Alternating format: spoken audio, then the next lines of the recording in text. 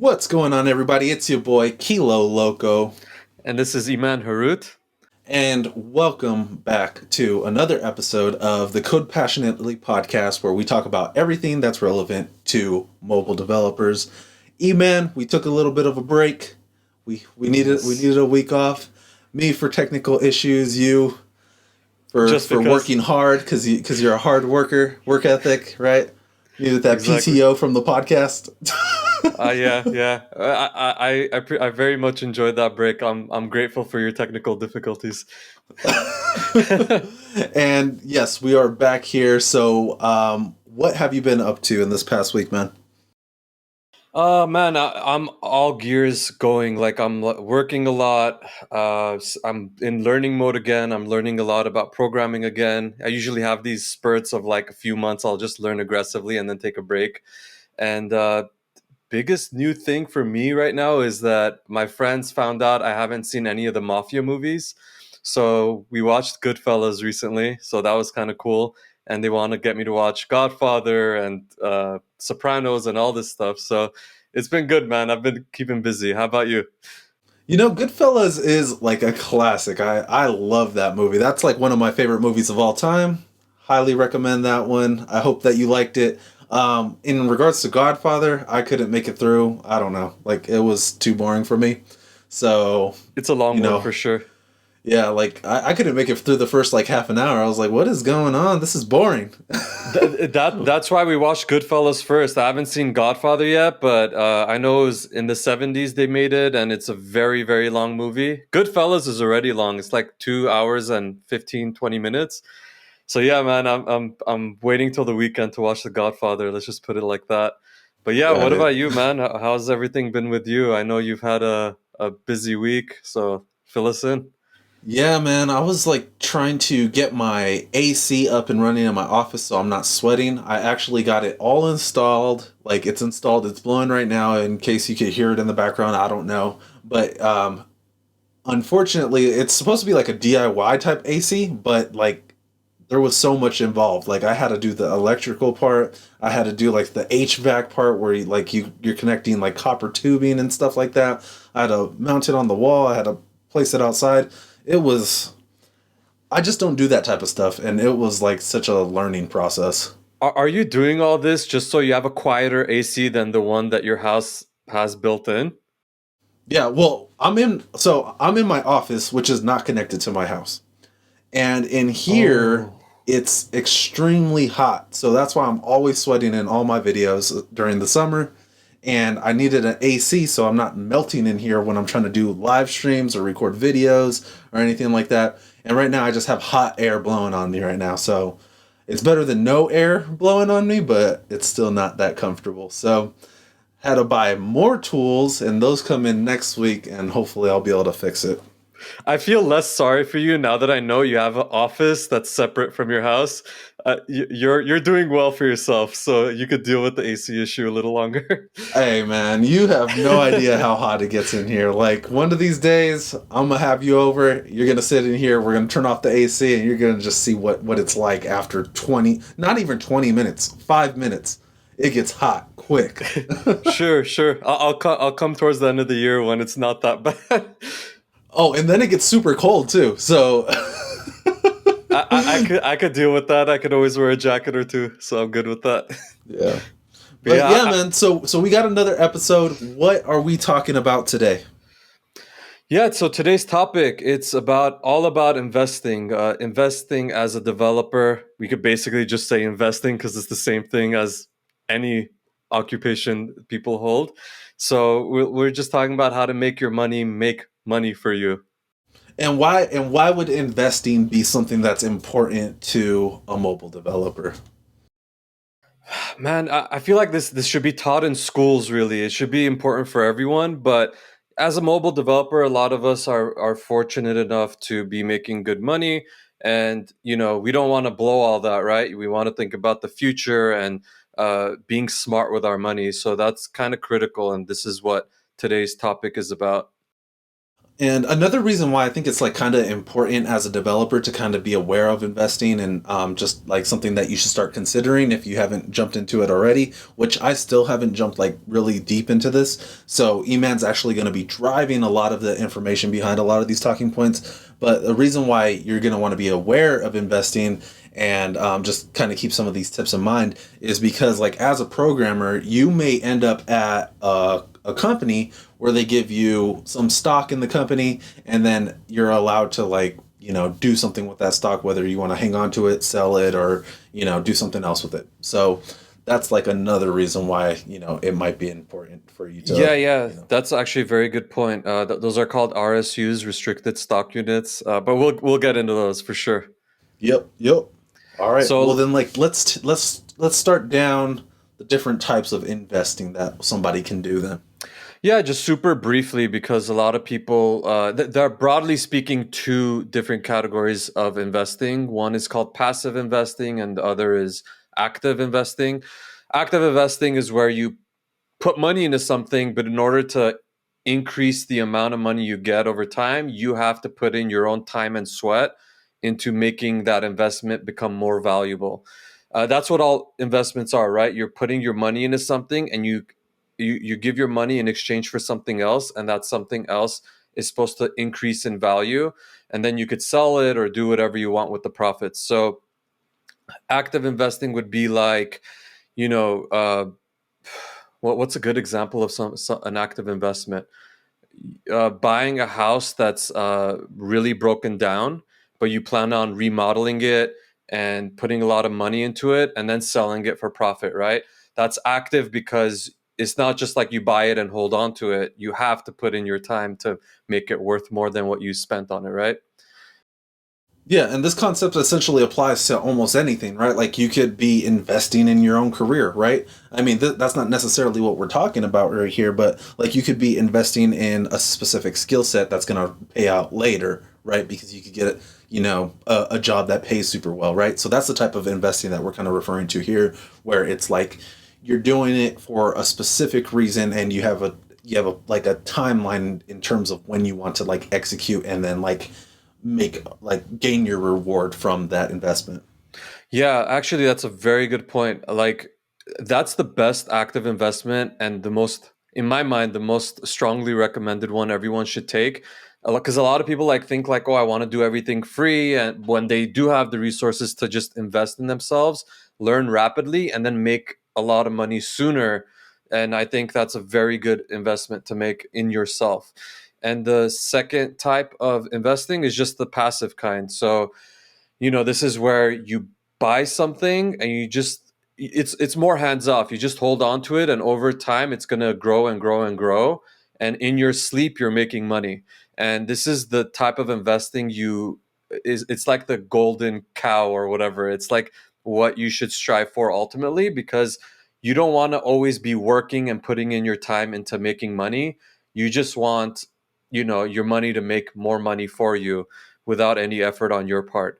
So this will be like you buy stocks, like let's say they're worth $100 today, but as you're sleeping and over time it grows to 200, 300, and so on and so forth, right?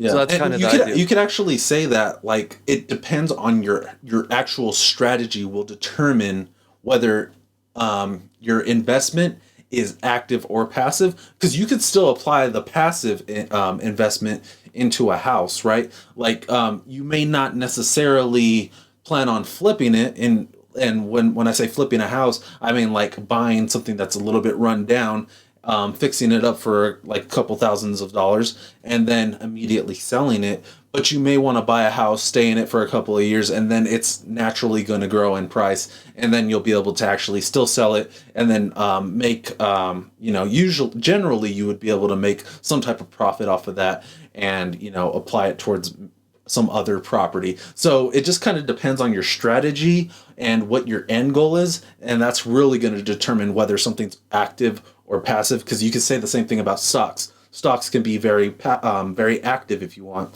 You could be a day trader, right? That's extremely active and aggressive investment.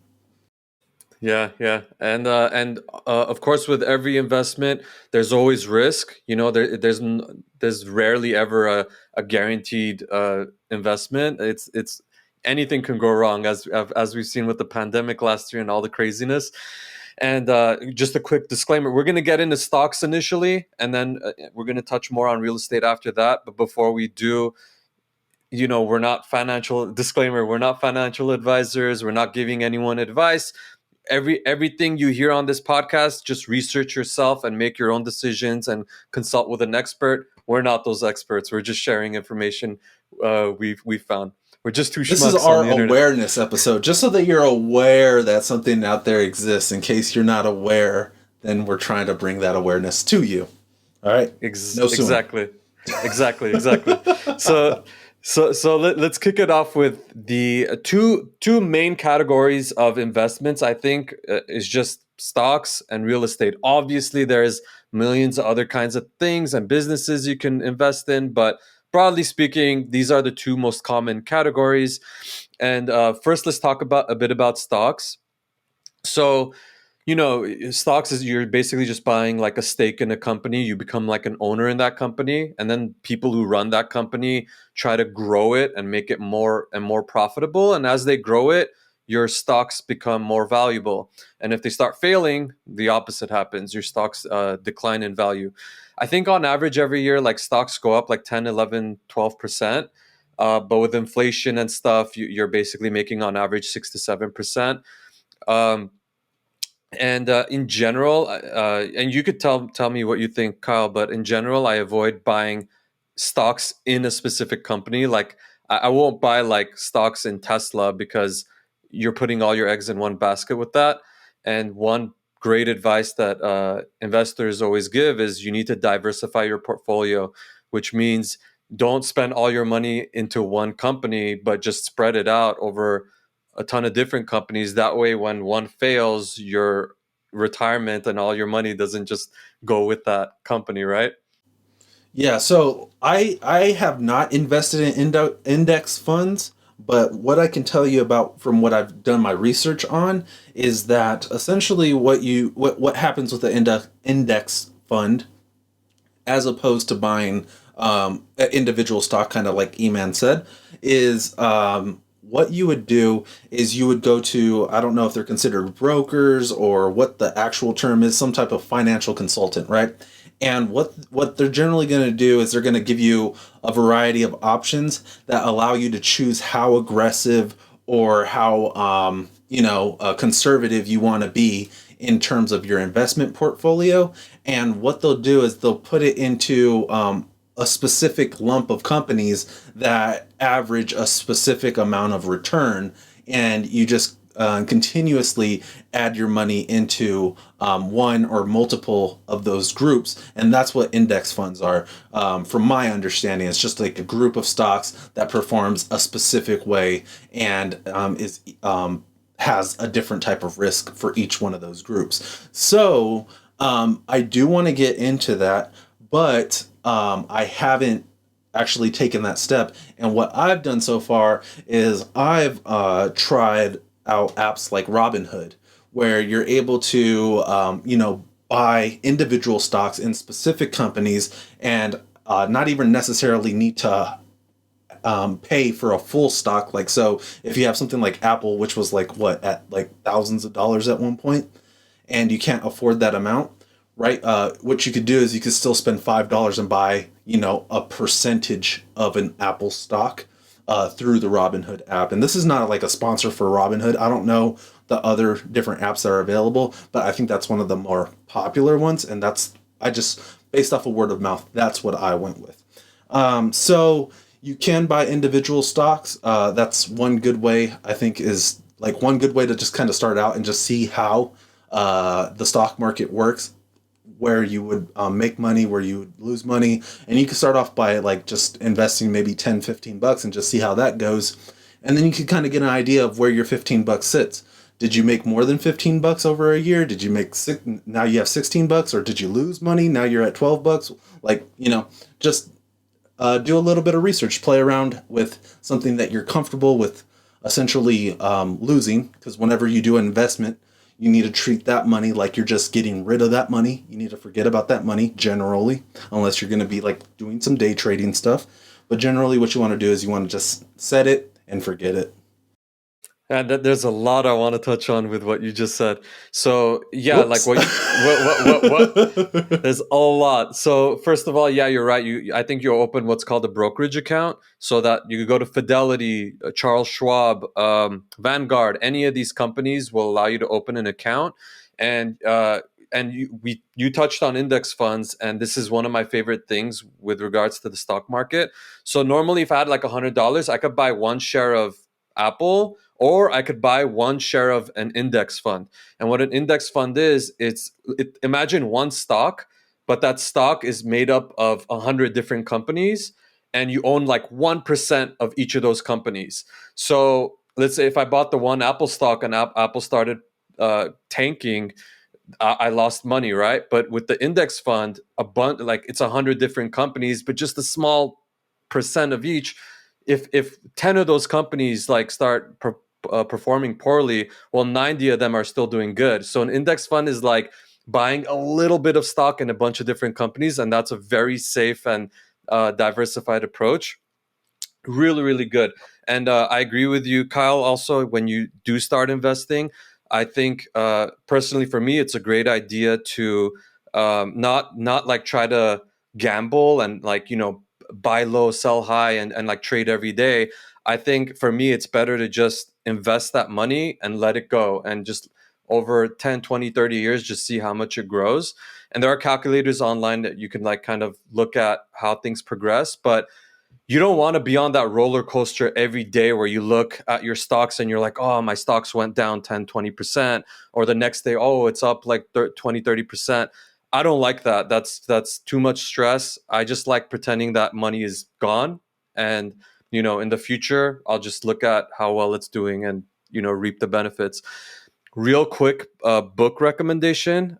There's a book called I Will Teach You to Be Rich, which is very, very good if you're interested in learning more about stocks and investing.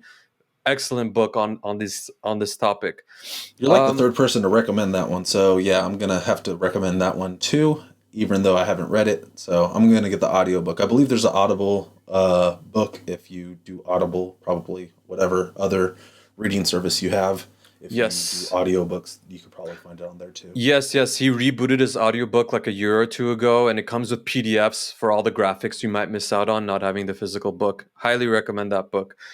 So another tip, again, it's from that book as well, is to if you decide to invest in index funds, there's something called an expense ratio, which is a cut the brokerage takes basically. And what you want to do is find one that has a very low expense ratio. You could find some that are like 0.04, 0.05%. That's a pretty low one. But you could also find ones that are like 1% or 0.9%, 1.2%. Those are pretty high, and you're going to be paying a lot. There are index funds that people kind of manage for you. Like they decide what companies to include in the index fund. They charge even more because there's a human involved. And then there are index funds that are just kind of more random. Like they'll just take the top 500 companies on the market right now and just do that. Those are cheaper because you're not paying a human to create that stock for you, and it's also more profitable over the long term because people, it's been shown it's actually better, historically speaking at least, to just invest in all the top companies versus betting on companies and hoping for the best. So that I think that about covers it with index funds. There's also what you mentioned with regards to developers. A lot of companies will give people they hire, engineers in particular, RSUs. These are basically stocks, and they kind of add it as a bonus in addition to your income. So let's say you start working at Facebook and they say your salary is 200K, but we're also going to give you $300,000 worth of stocks over the next 4 years. And I haven't had these quite. I might have some of these details off, but basically, I think the way it works is the day you join, they set aside $300,000 worth of Facebook stocks, and you don't get those until basically 1 year passes, that you get 1/4 of those stocks. Actually, let me rephrase that. Over the next 4 years, you keep getting 25% of those stocks every year, and it's a great incentive, and a lot of people make good money joining one of these big companies and getting RSUs. So that's Yeah, something else to look out absolutely. for. Like I work at a company. I work at AWS where they do something very similar. They don't release a quarter after the first year.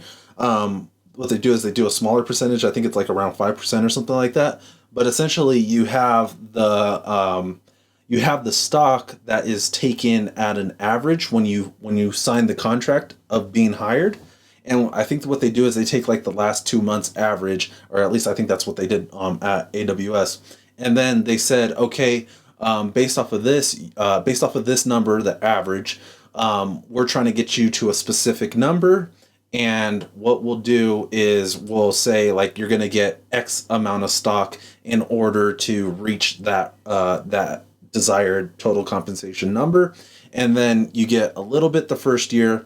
Then I think you get a little bit the second year, and then I think it might be released every 6 months after that or something like that. I have to double check and see how it's released, but different companies have like different release rates, and generally that's one way that a lot of these FANG companies tend to pay their employees is with stock, especially in the last 2 years of that 4 year contract.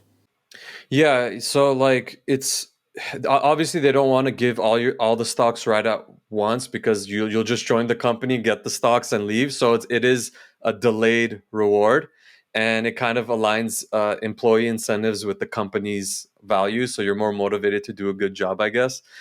But yeah, that's one great way. So there's index funds, there's RSUs or stocks that companies give to their employees. There's also the retirement accounts. So this will be something like a 401k. So the beauty of a 401k is that how do you explain 401ks?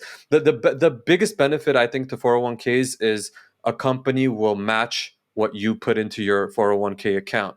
A And 401k account. before we go down there, a 401k is generally some type of, I don't know if it's a contract or it's a system that's set up that is set for your retirement that you would essentially be collecting after you retire. So it's like your retirement plan.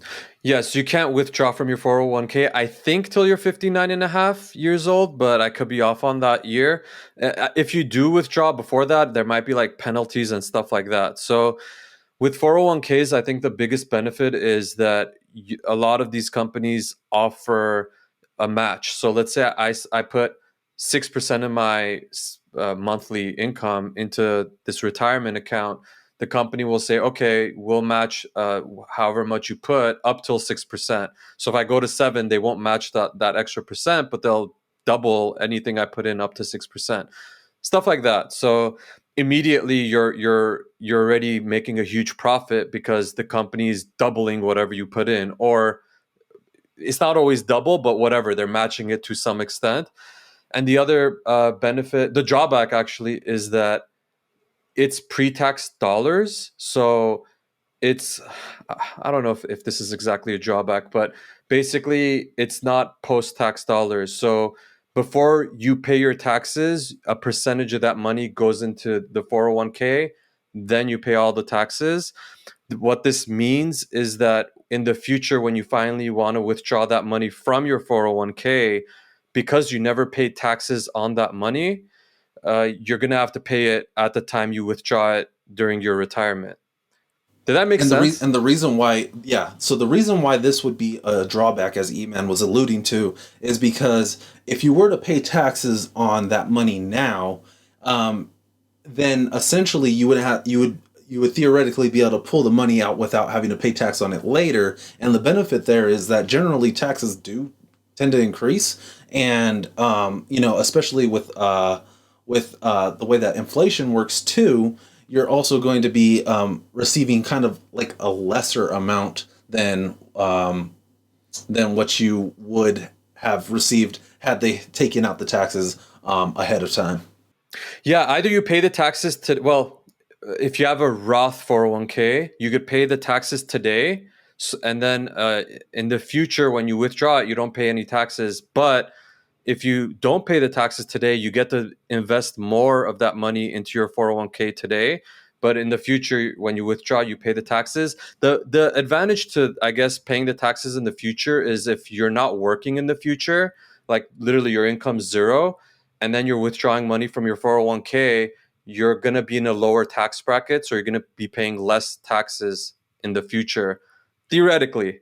But that, no one really knows how things will play out, but that's some of the idea that people have This is now. the part where you definitely want to consult somebody. So, financial advisor. Exactly. All of this is, it's like, there's always risks, and we're not giving advice or guarantees. And then there's a Roth, what is it, Roth IRA. So this is a different kind of investment account. This is actually one of my favorite things ever. It's basically an investment account, and you can only invest a certain amount every year, and you'd have to look at how much you can invest. If you make too much money, like if your income's very high, then you can't even put money into a Roth IRA. So make sure you actually qualify. But basically, let's say this year I decide to put $6,000 in my Roth IRA account. It's just like a bank account. I put the money in and it's just sitting there. It's not doing anything.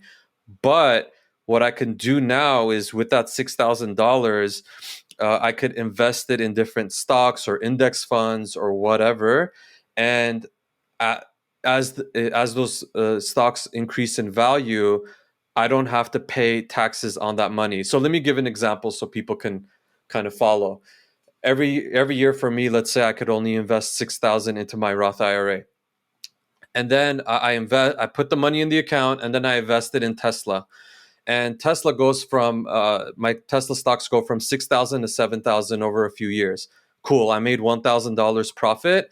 That $1,000 profit, I don't, if in the future when I'm old enough to withdraw it without any penalties, that $1,000 I don't have to pay any taxes on. It's pure profit straight into my pocket. Now, another cool thing is, over time, like let's say you keep putting 6,000 every year, all that money you're putting in, you could always withdraw back out. But you can't withdraw any profits you make. Does that make sense? So let's Yeah, say I I think put, you broke it down pretty well. I think like your example definitely makes sense. So you can do other stuff with this money. You can invest it, and then you can pull your money back out if needed. There may be penalties on it too, but you can pull it back out. But you can't pull any potential profits from that money yeah, if you're until pulling, X date. yeah, if you're pulling the money you put in, you're good. But if you pull any money above that, like profits you've made, then you're gonna hit penalties and have issues. So be careful with that. But it's one of the best uh, accounts you can think about opening up. I think it's an amazing thing, a vehicle to getting to your retirement. I think there was one more thing I wanted to add on Roth IRAs. Oh, there's something called the backdoor Roth IRA. We're not going to go into that this episode, but just be aware it's something that exists. Research it yourself, decide if it's right for you. But it's basically a way for people who earn too much income and they're disqualified from investing in a Roth IRA. A backdoor Roth IRA is a way to still get a Roth IRA and kind of go around that limitation. So, but again, this is something that it's just out of the scope of this episode. Just looking at yourself. We could talk about. I think we should leave real estate to a part two of this episode. There's one last thing I wanted to talk about, and that's uh, what was it? HSAs, health savings accounts. So some employers offer what's called an HSA. So it's another account, just like a Roth IRA. Like it's just a bank account you could put money into. But again, there are a lot of restrictions on what you can and can't do, when you could take money out, and all this stuff. But basically, if you have a certain kind of health insurance plan that allows you to open an HSA account, then you can open that HSA account. And the benefit of that HSA account is your money. Oh man, this is terrible. I'm actually blanking out on what the HSA is. Yeah, so like the HSA, like because I had one at one time and I didn't really use it, but like the general idea is that if your company sets it up for you, and I don't know if you could probably do it yourself, but I'm gonna assume that you're working at a company and they set it up for you. When you have a HSA, what happens is that your money is pulled from your paycheck um, before tax, I believe, and then it goes into that HSA account. So it's untaxed money that goes into your HSA account that can be applied towards a number of different medical like uh, scenarios, I guess. So let's say that you needed to go to the doctor, and you have like $1,000 in your HSA account. If there was like some type of copay that you needed to pay, you could technically pull that money out through the HSA and pay like whatever the amount due is. So it's like the idea here is that whenever you need medical treatment, theoretically the HSA is supposed to pay for that so that it's not coming out of your own wallet and it's not taxed. So that's kind of the idea behind a HSA. And then they give you like a list of different things that are covered under HSA and what you can actually use for it.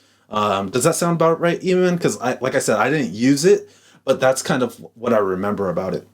Yeah, yeah. This is actually my bad because I didn't include this in our show notes today, but it just occurred to me. I'm like, oh yeah, this is another thing that people can take advantage of.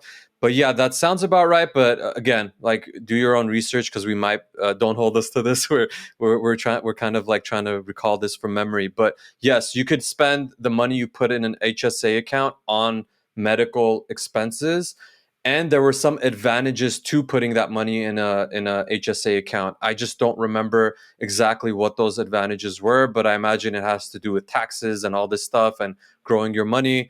And another big advantage of it is let's say I put a few grand in my HSA this year, and then I quit my job and leave. That account is mine. It's not tied to my employer or anything. I could take that account and manage it under any company that I wish to manage it under. The drawback to HSAs is you need a health insurance plan that has a very high deductible, which means if something happens to you, the insurance doesn't really fully kick in until you spend like, I don't know, 5 grand or something, some high amount on your out of pocket expenses, and then the insurance covers you. But if you're young and you feel risky and you want to get an insurance plan like that, you could also take advantage of HSAs. It's a great thing for some people, and I thought I would just mention it in passing. So I know we said real estate, but we'll leave that to another episode. But just to quickly recap, if you join a big company, they'll give you RSUs sometimes, and that's basically stocks they give you that are delayed, but they vest over a few years or so. And you could also do index funds, which is basically a stock that's very diversified and lower risk than just buying one company's stock. And yeah, Roth IRAs, 401ks, these are retirement accounts. They're more, obviously future oriented, but there's amazing advantages both tax wise and company matches and all of that. So these are things that are pretty good to check out and look into for yourself. Are we missing Absolutely. anything? Is there anything you wanted to add? So there is one thing that I want to add, and it's kind of a bigger topic, but it aligns a lot with what we have already talked about, and that's crypto, right? And the reason why I think crypto is a really important thing to bring up during this specific episode, as opposed to putting it off, and we can definitely spend a whole nother episode on crypto, clearly, right? But the reason why I think that it's important that we bring up crypto is because some companies, some of these more advanced companies that are more forward looking, are now offering crypto as a way to pay.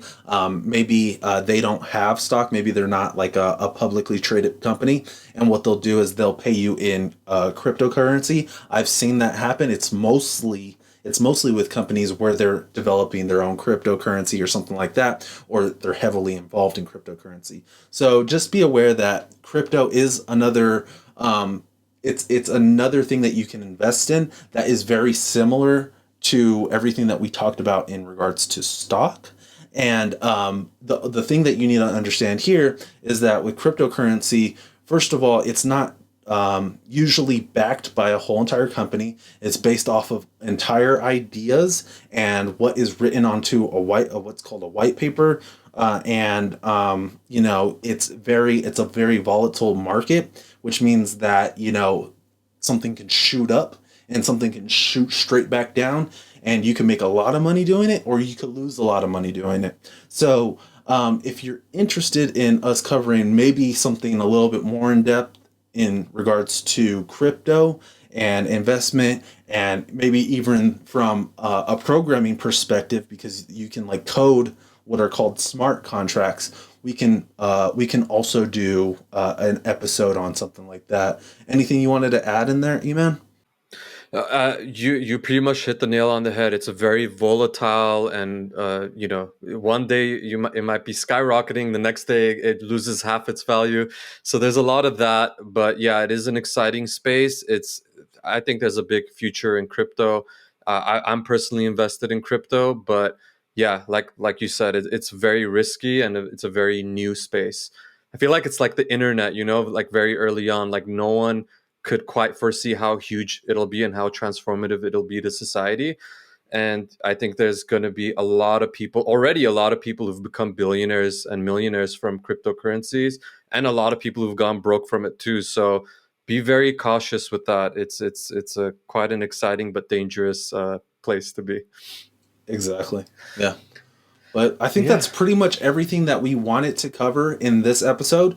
We didn't have any audience feedback in regards to this episode. It's just like there's so many different avenues that we could go down. But if you're interested in hearing a little bit more about investing as a programmer, mobile developer, whatever, if you're interested in us talking more about crypto, real estate, anything, right?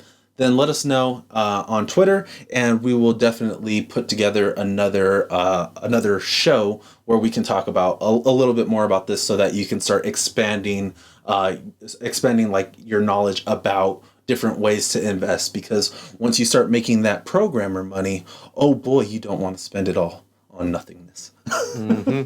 Exactly. All right, so I guess we'll start signing off. Kyle, just quickly share your Twitter, where people can reach you at.